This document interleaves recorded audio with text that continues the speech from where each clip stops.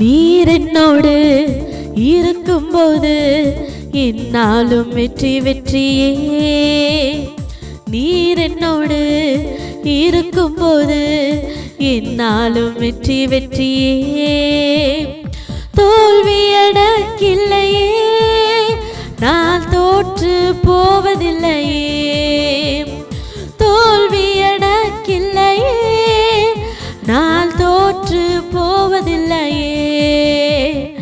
நீர் என்னோடு இருக்கும்போது எல்லாலும் வெற்றி வெற்றியே. நீர் என்னோடு இருக்கும்போது என்னாலும் வெற்றி வெற்றியே.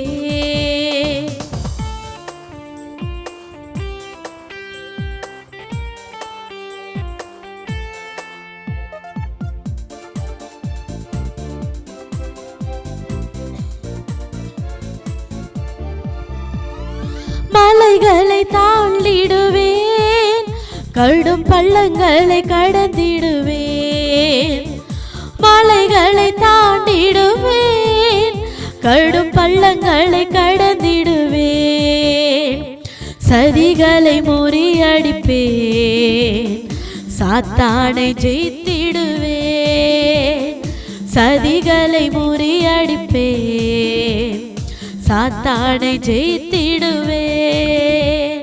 ஹல்லேலூயா ஹல்லேலூயா ஹல்லேலூயா ஹல்லேலூயா ஹல்லேலூயா ஹல்லேலூயா ஹல்லேலூயா ஹல்லேலூயா ஹல்லேலூயா ஹல்லேலூயா ஹல்லேலூயா.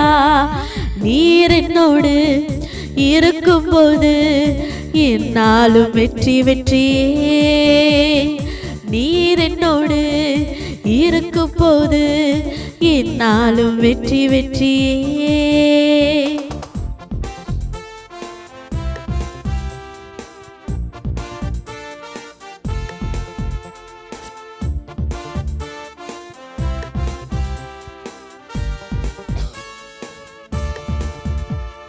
சிறைச்சாலை கதவுகளும் என் துதியினால் இடிந்திடுமே.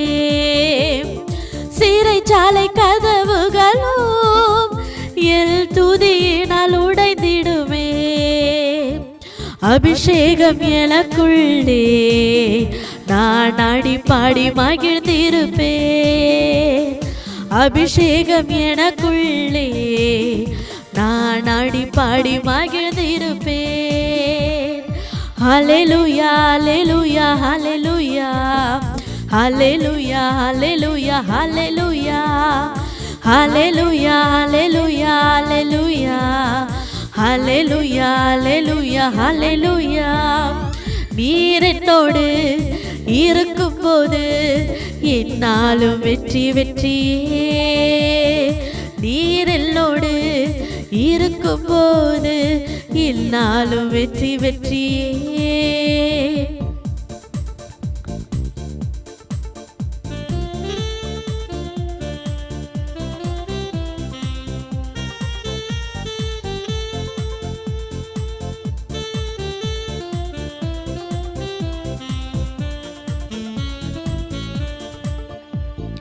மரணமே கூரெங்கே, பாதாளமே வெற்றி எங்கே. மரணமே கூரெங்கே, பாதாளமே வெற்றி எங்கே. இயேசு எனக்கு ஜீவன், சாவெனக்கு ஆதாயமே. இயேசு எனக்கு ஜீவன், சாவெனக்கு ஆதாயமே. ஹல்லேலூயா ஹல்லேலூயா ஹல்லேலூயா ஹல்லேலூயா ஹல்லேலூயா ஹல்லேலூயா ஹல்லேலூயா ஹல்லேலூயா ஹல்லேலூயா ஹல்லேலூயா ஹல்லேலூயா. நீர் என்னோடு இருக்கும்போது எல்லாலும் வெற்றி வெற்றியே. நீர் என்னோடு இருக்கும்போது எல்லாலும் வெற்றி வெற்றியே. தோல்வி எனக்கில்லையே, நான் தோற்று போவதில்லையே. தோல்வி எனக்கில்லையே, நான் தோற்று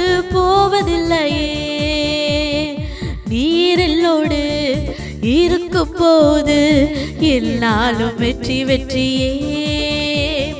நீர் என்னோடு இருக்கும் போது எல்லாலும் வெற்றி வெற்றியே. இயேசுக்குள் அன்பான சகோதர சகோதரிகளே, ஆண்டவராகிய இயேசு கிறிஸ்துவினுடைய இனிய பெயரால் உங்கள் அனைவருக்கும் அன்பின் நல்வாழ்த்துக்கள். இந்த ஆண்டு முழுவதும் ஆண்டவர் கண்ணை இமை காப்பது போல நம்மை காத்து வந்து ஒரு புதிய ஆண்டை நமக்கு கொடுத்து ஆசீர்வதிக்க அவர் விரும்புகிறார். இன்றைய தினம் நாம் தியானிக்கக்கூடிய செய்தியின் மைய பொருளாக அற்புதத்தின் இறைவன் என்கிற தலைப்பிலே தான் ஆண்டவருடைய வார்த்தைகளை நாம் தியானிக்கப் போகிறோம். பிரியமானவர்களே, யோபு பக்தன் ஆண்டவருடைய அற்புதங்களையும் அடையாளங்களையும் பற்றி அவர் சொல்லுகிற பொழுது அவர் சொல்லுவார். யோபு 9வது அதிகாரம் 10 உள்ள திருவசனத்திலே, உணர்ந்திட இயலா பெருஞ்செயல்களையும் கணக்கிட முடியா அருஞ்செயல்களையும் ஆற்றுபவர் அவரே. நம்மளுடைய மனித எண்ணத்திற்கும் புத்திற்கும் அப்பாற்பட்ட செயல்களை செய்கிறவர் நம்மளுடைய ஆண்டவர் இறைமகன் இயேசு கிறிஸ்து. இந்த ஆண்டவர் இன்றைக்கு உங்களுடைய வாழ்க்கையிலும் அற்புதங்களை செய்ய விரும்புகிறார்.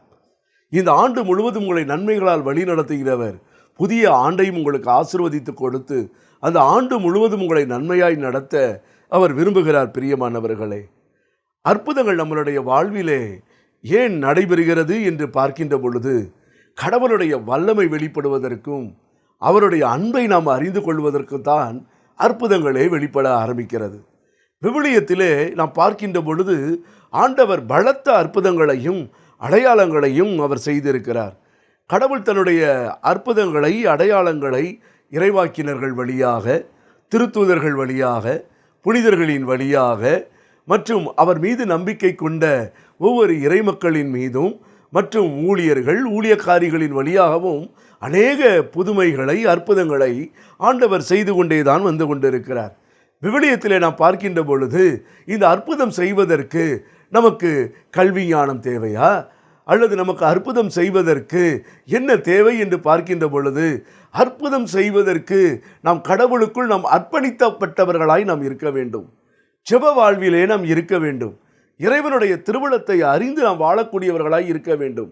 ஆண்டவருடைய விருப்பத்தை நிறைவேற்றக்கூடியவர்களாய் நாம் இருக்க வேண்டும்.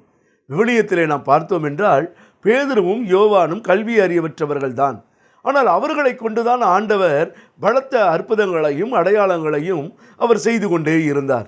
அவர்தான் ஆண்டவரை நம்பின இந்த உலகத்திலே வாழ்ந்த ஒவ்வொரு புனிதர்களுடைய வாழ்க்கையிலும் அற்புதங்களை செய்தார்.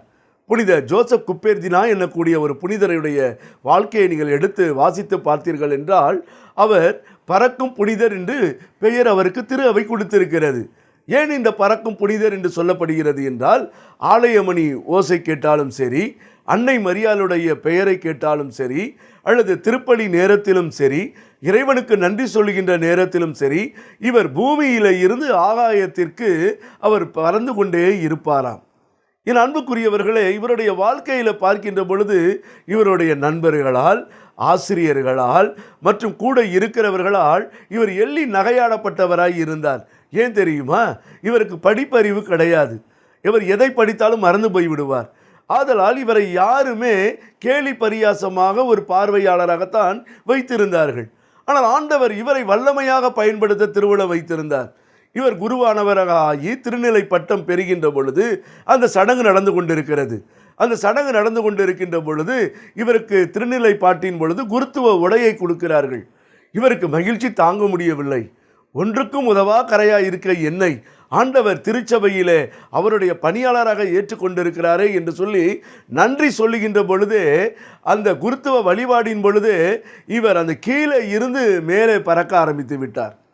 பிரியமானவர்களே, இந்த திருவழிபாடு அப்படியே நின்று போய்விட்டது.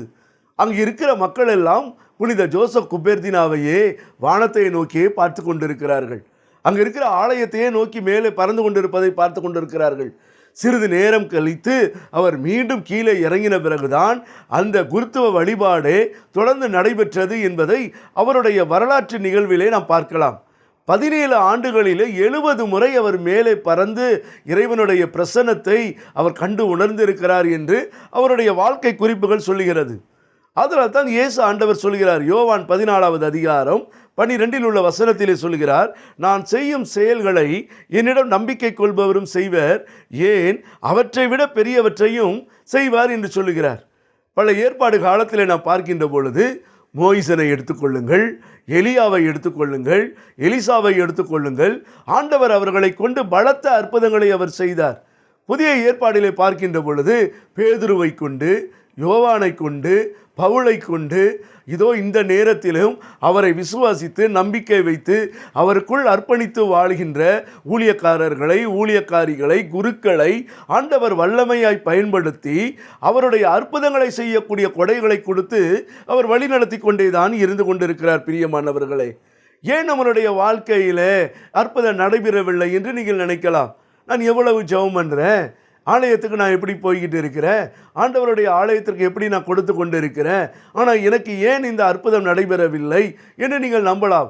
ஒன்று, நம் ஆண்டவரை முழுமையாய் நாம் நம்பிக்கை இல்லாமல் இருக்கின்ற காரணத்தினால், அவரையே நாம் நம்பி வாழாத காரணத்தினால், உலக பிரகாரமான எண்ணங்கள் நமக்குள்ளே குடிகொண்டிருக்கிற காரணத்தினால் ஆண்டவர் நம்மளுடைய வாழ்க்கையிலே புதுமைகளை செய்ய முடியவில்லை. ஏன் நம்மளுடைய வாழ்க்கையிலே ஆண்டவரால் அற்புதம் செய்ய முடியவில்லை என்று நீங்கள் பார்க்கின்ற பொழுது, கடவுள் மீது நமக்கு சரியானது ஒரு நம்பிக்கை இல்லாமல், அவர் மீது விசுவாசம் இல்லாமல், சில நேரத்தில் உலக பிரகாரமான எண்ணங்களால் நம்மளுடைய மனங்கள் கவரப்பட்டு இருக்கின்ற காரணத்தினால நமக்குள்ளே மற்றொரு விதமாக தாழ்வு மனப்பான்மை நமக்குள்ளே இருக்கிறது.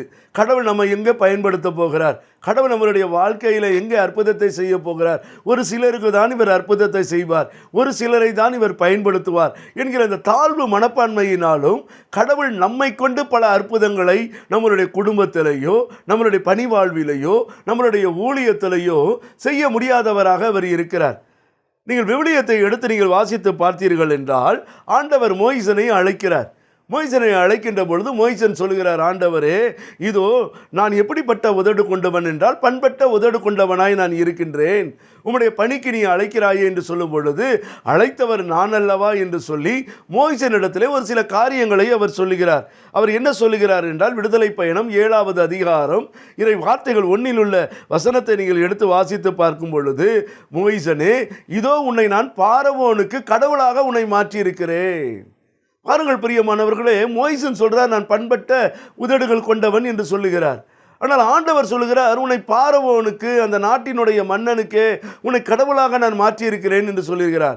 இன்றைக்கு உலக பார்வையில் நீங்கள் படிக்காதவங்களாக இருக்கலாம், ஒன்றும் தெரியாதவர்களாக நீங்கள் இருக்கலாம், அல்லது ஒருவேளை நீங்கள் கடவுளுக்குள் நீங்கள் வாழ்ந்து கொண்டு இருக்கலாம். ஆனால் நீங்கள் உங்களுக்குள்ளே இருக்கிற தாழ்வு மனப்பான்மையினால், நான் ஜெபிச்சு, நான் ஆண்டவர்கிட்ட மன்றாடி என்ன காரியம் நடைபெறப் போகிறது என்று நீங்கள் நினைத்து கொண்டு இருக்கலாம். ஆனால் நீங்கள் பிரச்சனையை தான் பார்த்து கொண்டிருக்கிறீர்கள். அந்த பிரச்சனைக்கு கடவுளாகவே உன்னை ஆண்டவர் வைக்க விரும்புகிறார்.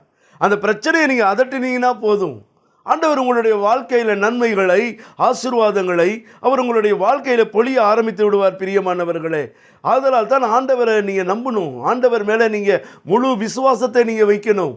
ஆண்டவரே, என்னை பயன்படுத்தும் என்று கேட்கணும். ஆண்டவரே, உம்முடைய கரங்களால் என்னை உபயோகப்படுத்தும் என்று சொல்ல வேண்டும். ஆண்டவரே, உம்முடைய வல்லமையை எனக்கு தாரும் என்று சொல்ல வேண்டும். ஆண்டவரே, உம்முடைய அபிஷேகத்தை எனக்கு தாரும் என்று சொல்ல வேண்டும். இப்படி நாம் கேட்கின்ற பொழுது ஆண்டவருடைய வல்லமை நம்மளை முழுவதும் ஆளுகை செய்யும். நம் ஜெபத்தின் வழியாக பல புதுமைகளை ஆண்டவர் செய்து கொண்டிருப்பார். என்னுடைய வாழ்க்கையில் பிரியமானவர்களை, 25வது ஆண்டு வெள்ளி விழாவை பேராயர் ஆயர்களுடைய தலைமையிலே நாங்கள் சிறப்பித்தோம். ஆனால் 25 ஆண்டுகளில் எத்தனை மறை மாவட்டங்கள், எத்தனை பங்குதளங்களில் நற்செய்தி அறிவித்திருக்கிறோம். அந்த நற்செய்தி அறிவித்த இடங்களிலெல்லாம் ஆண்டவருடைய புதுமைகளை அங்கு இருக்கிற மக்கள் வந்து சொல்லுகின்ற பொழுது எங்களாலேயே நம்ப முடியாது.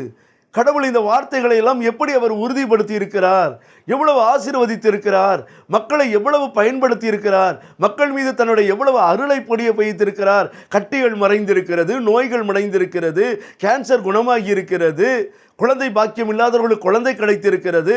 அப்போ இந்த கடவுளுடைய வல்லமை மிக பெரியது. அப்போ இந்த அற்புதத்தின் இறைவனை நான் நம்பணும். அவர் எனக்குள்ளே இருந்து செயலாற்றுகிறார் என்பதை நம்பணும். உங்கள் குடும்ப வாழ்க்கையில் எது தடைப்பட்டு கொண்டு இருக்கிறதோ அந்த தடையவே நினச்சி நீங்கள் கவலைப்பட்டுக்கிட்டு இருக்காதீங்க. உங்களுக்குள்ள ஆண்டவருடைய பிரசன்னம் இருந்தது என்றால், ஆண்டவர் உங்களை பயன்படுத்த வேண்டும் என்று நீங்கள் விரும்பினீர்கள் என்றால், அவரிடத்தில் நீங்கள் காத்து இருக்கணும். அவருடைய திருவுடல் திரு இரத்தத்தை திருப்பலியில் பெறுவதற்கு தகுதி உள்ளவர்களாய் நீங்கள் இருக்கணும். ஆண்டவருடைய பிரசன்னத்தில் உபவாசத்தோடு கூட நீங்கள் ஜெபிக்கிறவங்களாக இருக்கணும். வருடத்திற்கு ஒரு முறையாவது உங்களுடைய ஆத்ம பரிசோதனை செய்ய இந்த உள்ளிருப்பு தியானங்களிலே நீங்கள் கலந்து கொள்ளக்கூடியவர்களாக இருக்கணும். அப்போ தாங்க ஆண்டவர் உங்களை பயன்படுத்துவார். உங்களுக்கு தாகமே இல்லாமல் உங்களுக்குள்ள அபிஷேகத்தை கொடுத்து அவர் அற்புதத்தை எப்படி நிகழ்த்த முடியும்? உங்களை கொண்டு ஆண்டவர் எப்படி உங்களுடைய குடும்பத்தை ஆசீர்வதித்து உங்கள் குடும்பத்தில் நீங்கள் ஜெபிக்கிற ஜெபங்களுக்கு அற்புதங்களை நிகழ்த்த முடியும்? அப்போ நான் அவரை கண்டுணர வேண்டும், நான் அவரை அறிந்து உணர வேண்டும் என்பதை ஆண்டவர் விரும்பி கொண்டு இருக்கிறார்.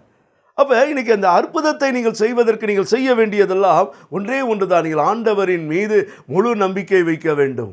பிரியமானவர்களே, ஆண்டவர் நம்மை பார்த்து ஒரு சவால் விடுகிறார். எரேமியா புஸ்தகத்தில் 32வது அதிகாரம் 27 உள்ள வசனத்தில் வாசித்து பார்த்தீர்கள் என்றால், நானே ஆண்டவர், எல்லா மக்களுக்கும் கடவுள், அப்படி இருக்க எனக்கு கடினமானது எதுவும் உண்டோ என்று நம்மை பார்த்து கேட்கிறார். கடவுளுக்கு கடினமானது எதுவுமே கிடையாதுங்க. மனுஷராக இருக்க நம்ம தான் சொல்கிறோம் இது கடினமானதுங்க, இது முடியாதுங்க, ஒன்றுமே நடக்காதுங்கன்னு சொல்கிறோம். ஆண்டவர் சொல்கிறார், என்னால் முடியாதது எதுப்பா இருக்குது? என்னால் முடியாதது எதுமா இருக்குது? நீ என்னிடத்துல முழுமையா நீ வா, உன்னை நான் ஆசீர்வதிப்பேன், உன்னை உயர்த்துவேன், உன்னை பயன்படுத்துவேன், உன்னை பண்படுத்துவேன், உன்னை உபயோகப்படுத்துவேன் என்று ஆண்டவர் விரும்புகிறார். அப்போ நான் ஆண்டவர்கிட்ட முழுமையாக என்ன செய்யணும்? ஆண்டவர்கிட்ட ஒப்பு கொடுக்கணும். ஆண்டவர்கிட்ட கேட்கணும், ஆண்டவரை என்னை உபயோகப்படுத்துங்கன்னு கேட்கணும், ஆண்டவரை என்னை பயன்படுத்துங்கன்னு கேட்கணும், ஆண்டவரை என்னை அபிஷேகிங்கன்னு கேட்கணும். ஒரு தாகம் உங்களுக்குள்ளே இருக்கணுங்க. ஆண்டவருடைய பெயரை உயர்த்துவதற்கு தான் உங்களுக்கு வரங்கள் கொடைகளை தவிர இன்றைக்கு நீங்கள் வளருவதற்கோ நம்ம வளருவதற்கோ இன்றைக்கு ஆண்டவர் கொடைகள் வரங்களை கொடுக்கவில்லை. திருச்சபையினுடைய வளர்ச்சிக்காகத்தான் நம்ம அனைவருக்குமே அந்த கொடைகளை வரங்களை கொடுக்கிறார். இன்னைக்கு இதை வைத்து கொண்டு தான் வியாபாரம் செய்து கொண்டு இருக்கிறார்கள். எனக்கு நற்செய்தி அறிவிப்பிலே இதில் கள்ள தீர்க்கதரிசிகள் எழும்பி விட்டார்கள். இன்றைக்கு இறை மக்களுக்கு தெரியல யார் உண்மையான இறைவாக்கினர், யார் கடவுள் வல்லமையாய் பயன்படுத்துகிறார் என்று தெரியவில்லை. இன்றைக்கு மக்கள் விருப்பத்திற்கு ஏற்ப இன்றைக்கு நற்செய்தி அறிவிப்புகள் போகிறதுனால கடவுளுடைய வல்லமை வெளிப்பட முடியாமல் இன்னைக்கு கள்ள தீர்க்கதரிசிகள் போலி இறைவாக்குகளை உரைத்து கொண்டிருக்கிறார்கள். நாம தெரிந்து கொள்ளணும். ஆனால் ஆண்டவர் சொல்றார், என்னால் முடியாத காரியம் எதுவும் இல்லை. உன் வாழ்க்கையில் அற்புதங்களை செய்ய விரும்புகிறேன், உன் வாழ்க்கையில் அடையாளங்களை செய்ய விரும்புகிறேன். நாம் விவிலியத்தை எடுத்து வாசித்து பார்த்தோம் என்றால் ஆண்டவர் இயேசு செய்த அற்புதங்கள் எவ்வளவுங்க. தண்ணீரை திராட்சை ரசமாக மாற்றினார், காற்றையும் கடலையும் அதட்டி கொண்டார். எவ்வளவு அற்புதங்களை அவர் செய்தார். சூம்பிய கையுள்ள ஒரு மனுஷனை அவர் குணமாக்கினார்.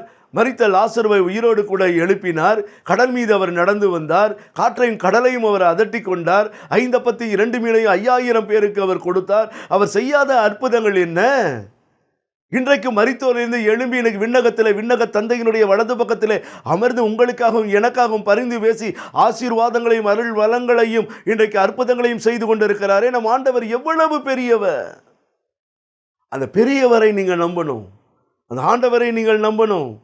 ஒரு பக்கம் ஆண்டவர் தன்னுடைய வல்லமையை புதுமைகளை அவர் செய்து கொண்டிருக்கிறார். மறுபக்கத்திலே தன்னை நம்பி தனக்காக அர்ப்பணிக்கப்பட்ட ஊழியர்களை, ஊழியக்காரிகளை, குருக்களை, ஆண்டவருக்கு பயத்தோடு வாழ்ந்து கொண்டிருக்கக்கூடிய இறை மக்களை வல்லமையாய் பயன்படுத்தி அவர்களுடைய ஜெபத்தின் வழியாகவும் அற்புதங்களை அவர் செய்து கொண்டிருக்கிறார். என் அன்புக்குரியவர்களே, புனித அந்தோனியாருடைய வாழ்க்கையை நீங்கள் படித்து பார்த்தீர்கள் என்றால் கோடி அற்புதர் என்கிற பெயரை பெற்றவர் தான் இந்த புனிதர். ஆனால் இந்த புனிதருடைய வாழ்க்கையில் பார்க்கின்ற பொழுது ஒரு உயிர்ப்பு ஞாயிறன்று அவர் மறையுரை ஆற்றுவதற்காக ஒரு ஆலயத்திற்கு அவர் சென்றிருக்கிறார். அவர் செல்லுகின்ற பொழுது அந்த இடத்துல மறையுரை ஆற்றுகிற அந்த நேரம் வருகின்ற பொழுதுதான் அவர் நினைவுக்கு வருகிறது, ஐயோ தன்னுடைய மடத்திலே திருச்சடங்கு நிறைவேற்ற என்னை அழைத்திருந்தார்களே, இந்த நேரத்தில் உயிர்ப்பு ஞாயிறு என்று நான் மறையுரை ஆற்ற நான் வந்து விட்டேனே, நான் மடத்திற்கு நான் கீழ்ப்பட்டு இருக்க வேண்டும் அல்லவா, மடத்தினுடைய சட்ட ஒழுங்குக்கு நான் கீழ்ப்பட்டு இருக்க வேண்டும் அல்லவா, இப்படி வந்து விட்டேன் என்றால் கடவுளுடைய திட்டத்திற்கு மாறாய் நான் செயல்படுகிறேனே என்று அவர் என்ன செய்ய ஆரம்பிக்கிறார் என்றால், மறையுரைக்கு முன்பதாக அவர் எழுந்து நிற்கின்ற பொழுது சிறிது நேரம் அமைதியாக இருக்கிறார். அந்த அமைதியாக இருக்கின்ற நேரத்திலேயே அவர் மடத்திற்கு சென்று அங்கு இருக்கிற அருட்பணியாளரோடு இணைந்து திருப்பலியிலே நிறைவேற்றி மீண்டுமாக அவர் தன்னுடைய அறைக்கு போவதை அங்கே இருக்கிற மக்கள் பார்க்குறாங்க. ஆனால் அதே நேரத்தில் இந்த இடத்துல மறையுரையாற்றுகிற இடத்துல தண்ணீரை மறந்து இருக்கின்ற பொழுது இங்கே இருக்கிற மக்கள் பார்க்கிறாங்க, அந்தோனியார் பாருங்க எவ்வளவு நேரம் ஜெபத்தில் கண்ணை மூடி நிற்கிறார் என்ற பொழுது திடீரென்று கண்ணை திறந்து அவர் மறையுரையாற்ற ஆரம்பித்தார். ஒரே இடத்துல 2 இடங்களிலே தோன்றக்கூடிய வல்லமையை புனித அந்தோனியாருக்கு கொடுத்திருந்தார், புனித தந்தை பியோவுக்கு ஆண்டவர் கொடுத்திருந்தார், பல புனிதர்களுக்கு அவர் கொடுத்திருந்தார். ஏன்னா கடவுளின் மீது, ஆண்டவரின் மீது, இயேசுவின் மீது, அன்னை மரியாளின் மீது, திருச்சபையின் மீது அவர்களுக்கு அளவு கடந்த பற்றுறுதி இருந்தது. இந்த ஆண்டவர் ஒரு நாளும் மாறுகிறவர் அல்ல, அவர் மாறாதவர். பிரியமானவர்களே, உங்களுடைய வாழ்க்கையிலும் அற்புதங்களை செய்ய அவர் விரும்புகிறார், உங்களுடைய வாழ்க்கையிலும் அடையாளங்களை செய்ய அவர் விரும்புகிறார். இன்னைக்கு உங்கள் வாழ்க்கையில் என்ன பிரச்சனையில் நீங்கள் அகப்பட்டு கொண்டிருக்கிறீங்க, என்ன விதமான துன்பத்தில் நீங்கள் இருந்து கொண்டிருக்கிறீங்க, இன்னைக்கு எந்த விதமான பிரச்சனை உங்களை ஆளுகை செய்து கொண்டிருக்கிறது, யோசனை செய்து பாருங்க. இன்னைக்கு ஆண்டவர் இன்னைக்கு நம் ஒவ்வொருவரையும் பயன்படுத்த விரும்புகிற இறைவன் எப்படியாக திருத்தூதர்களை பயன்படுத்தினாரோ அதே போலதான் இன்றைக்கு உங்களையும் பயன்படுத்த விரும்புகிறார். ஆனால் நீங்கள் ஆண்டவர் மேலே முழு நம்பிக்கை நீங்கள் வைக்கணும். மார்க் எழுதின சுவிசேஷத்தை நீங்கள் எடுத்து வாசித்து பார்க்கும் பொழுது 16வது அதிகாரம் 20 உள்ள திருவசனத்திலே சீடர்களை பாருங்க. சீடர்கள் செல்கின்ற இடங்களெல்லாம் அற்புதங்கள் நடந்தது. நீங்கள் எடுத்து வாசித்து பாருங்களேன். சீடர்கள் சென்று எங்கும் நற்செய்தியை பறைசாற்றினார்கள். ஆண்டவர் உடன் இருந்து செயல்பட்டு நிகழ்ந்த அருமடையாளங்களால் அவர்களுடைய வார்த்தைகளை உறுதிப்படுத்தினார்.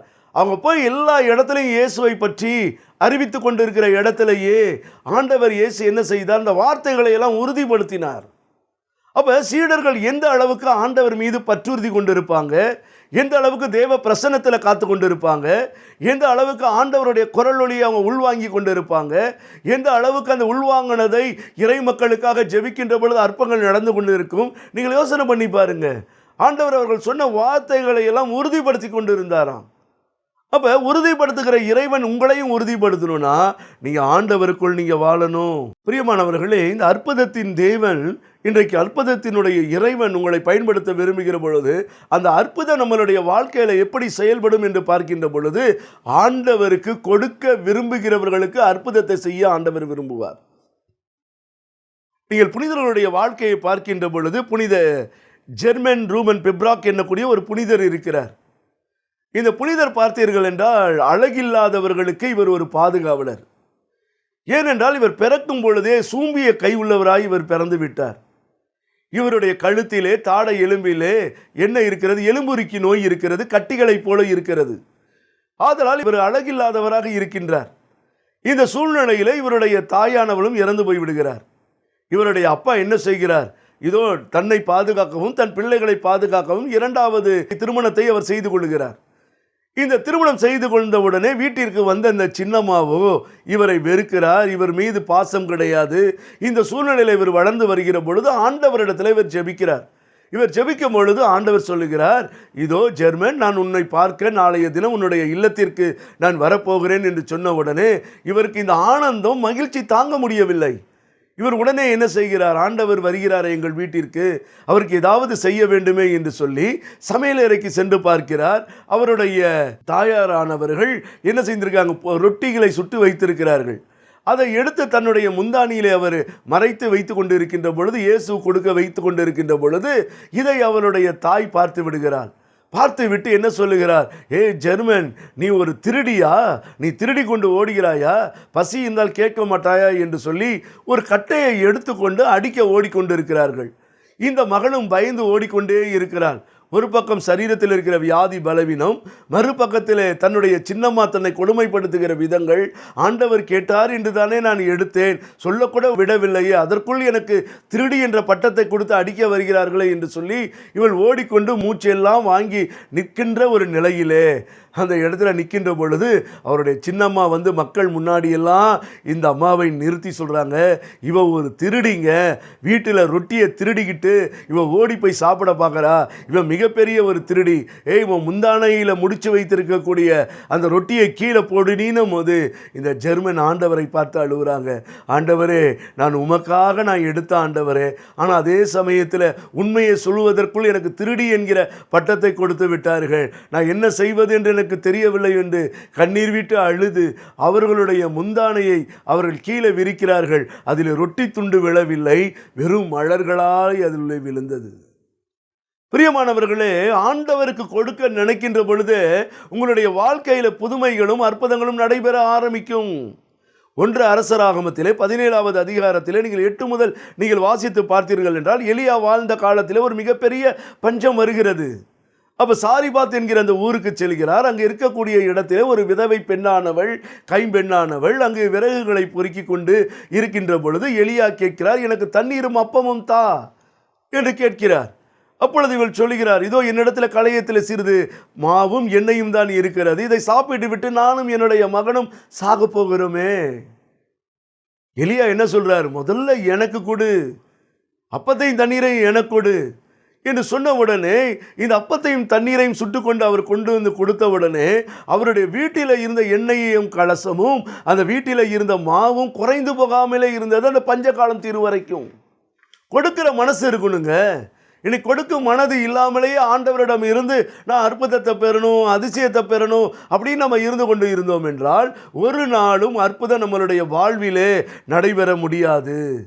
இரண்டாவது நம்ம பார்க்கிறோம், கடவுள் இந்த அற்புதம் செய்கிற அந்த ஆற்றலை, வல்லமையை அவர் நம்ம கொடுப்பது எதற்காக என்றால், நம்மை பல விதத்திலே உபத்திரப்படுத்துகிற தீமையானவனை எதிர்த்து நிற்க தான் அற்புதம் செய்கிற ஆற்றலையும் வல்லமையும் நமக்கு கொடுக்கிறார். ஆனால் நாம் இன்னைக்கு என்ன செஞ்சுக்கிட்டு இருக்கிறோம், பிரச்சனைகள், துன்பங்கள், துயரங்கள் வந்த உடனே மனசு தோண்டு போய் விடுகிறோம், சோர்ந்து போய் விடுகிறோம், ஆண்டவர் என்ன கைவிட்டுட்டார்னு சொல்லிக்கிட்டு இருக்கிறோம். ஆனால் உங்களுக்குள்ள ஒரு அபிஷேகம், ஒரு வல்லமை இருந்து கொண்டு தான் இருக்கிறது. அதை இன்னைக்கு பயன்படுத்தாமல் நம்ம மட்டுப்படுத்தி கொண்டு இருக்கிறோம்.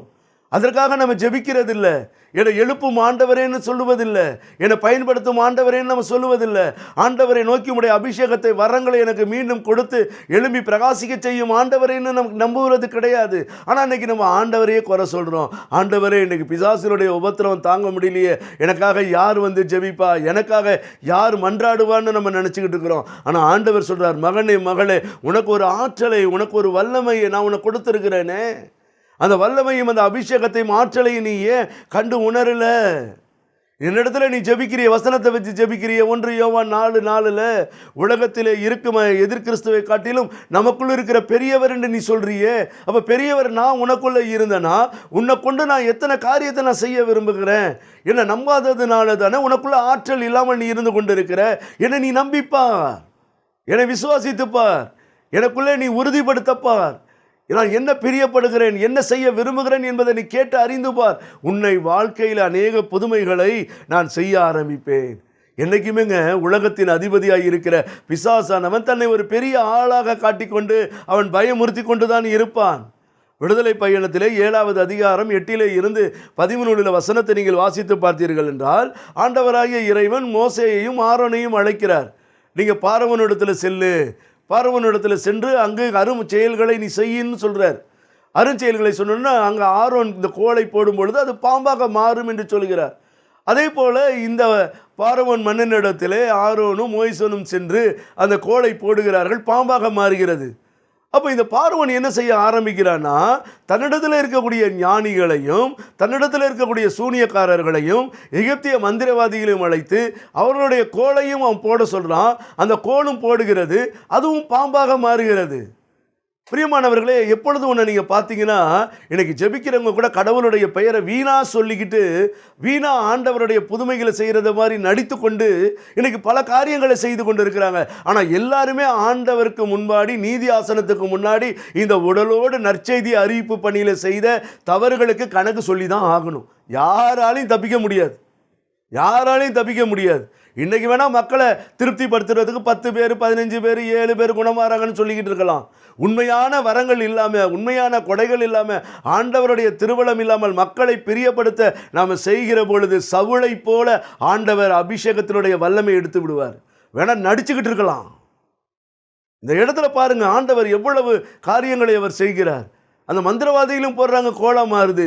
ஆனால் இந்த ஆரோனுடைய கோல் அந்த மந்திரவாதிகளுடைய பாம்புகளை எல்லாம் விழுங்கினது. ஒரு நாள் வருங்க, கடவுள் அடையாளப்படுத்துவார். அப்போ நம்மளுடைய வாழ்க்கையில் ஆண்டவரை பிரியப்படுத்துகிற ஒரு காரியங்களை நம்ம செய்யணும்.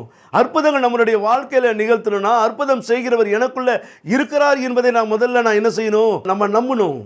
கடவுள் நம்மோடு கூட இருந்தால் பலத்த அற்புதங்கள் நடைபெறும்.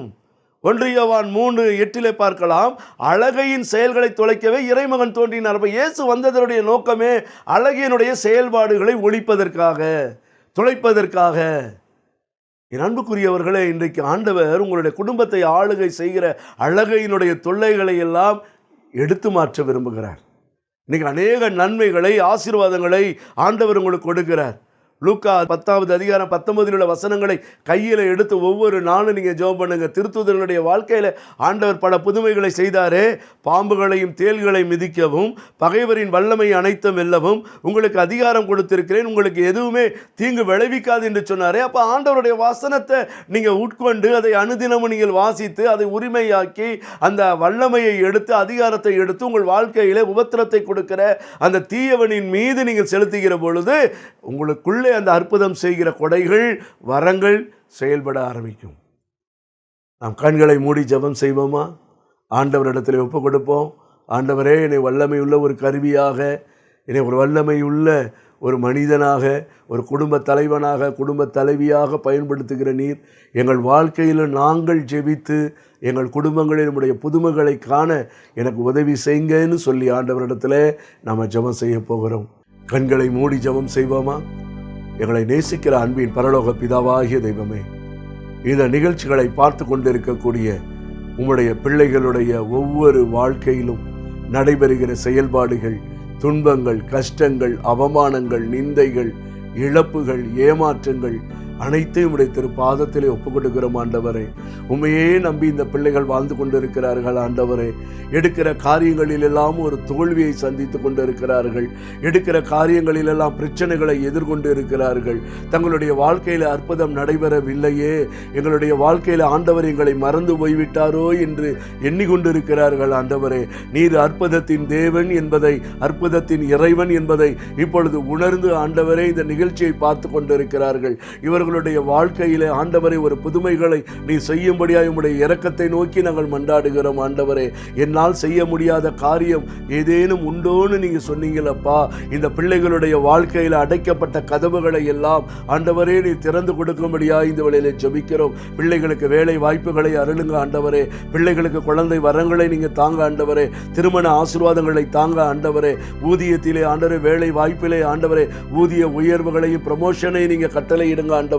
பிள்ளைகளுடைய வாழ்க்கையில இருக்கிற கடன் தொல்லைகள், கஷ்டங்கள், அவமானங்கள், நிந்தைகள் விலகி போகட்டும் ஆண்டவரே. பிரிந்திருக்கிற குடும்பங்கள் ஒன்றாக இணையட்டும் ஆண்டவரே. கோர்ட்டு வழக்கு கேசுகளிலிருந்து இவர்களுக்கு விடுதலை தாங்க ஆண்டவரே.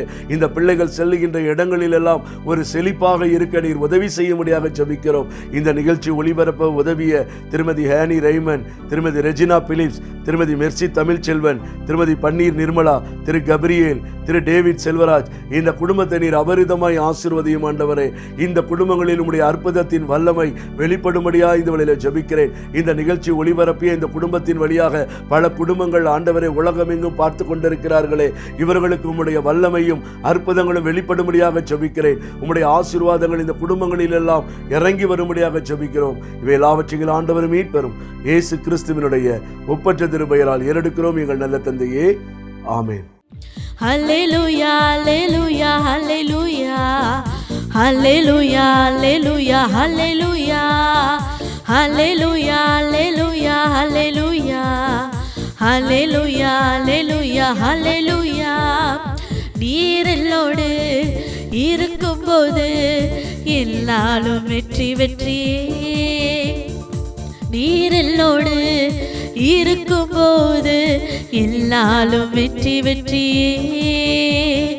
தோல்வி எனக்கில்லையே, நான் தோற்று போவதில்லையே. தோல்வி எனக்கில்லையே, நான் தோற்று போவதில்லையே.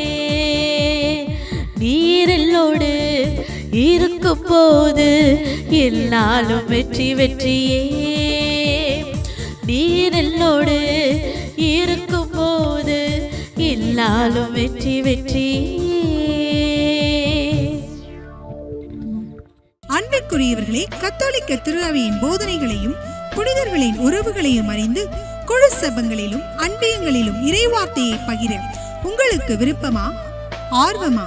அப்படியெனில் பல்வேறு தலைப்புகளில் விவிலிய அடிப்படையில் நீங்கள் பார்க்க, புரிந்து கொள்ள இயேசுவே நம் மீட்பர் குழுவினரின் YNM சேனலை சப்ஸ்கிரைப் செய்யுங்கள். அப்படியே பெல் பட்டனை கிளிக் செய்யுங்கள். நீங்கள் சப்ஸ்கிரைப் செய்தமைக்கு நன்றி.